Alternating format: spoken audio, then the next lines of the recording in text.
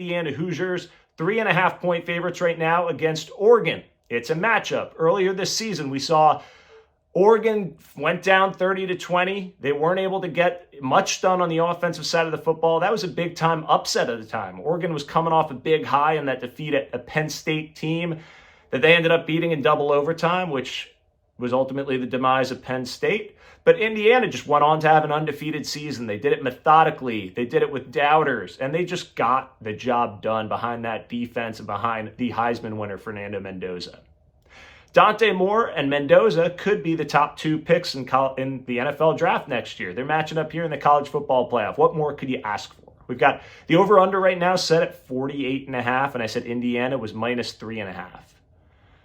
Oregon, when they've faced off against very stout defenses, Dante Moore has not showed up. They've struggled a bit. So what makes us think that Oregon's going to come to play here? They've got the weapons to do so, but again, when you see these matchups, they put up 30 points against Penn State, but they had 17 going into overtime.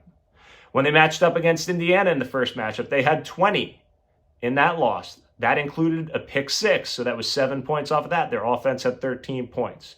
When they matched up against Iowa, a game they almost lost, they had 18 points in an 18-16 win. And then most recently, in the second round of the playoffs, they beat a pretty stout Texas Tech defense.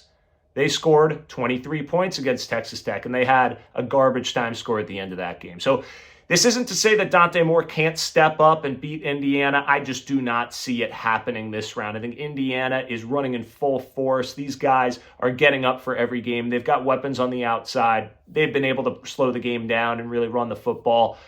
I see them stopping Oregon's offense from doing much. Dante Moore, he was only sacked 18 times or 16 times all season long. 5 of those came in the first matchup to Indiana.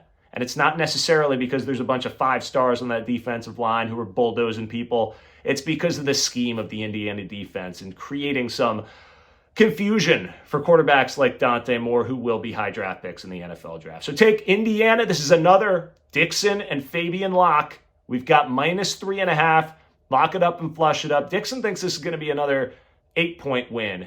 The line should have been 7.5 points. We'll see if he's right about that. I think it's going to be a close defensive battle that Indiana pulls away. I think they win by 10 points, just like they did in the first matchup. I think Dante Moore is going to have a bit of a better game, but he may get sacked 4 times this game.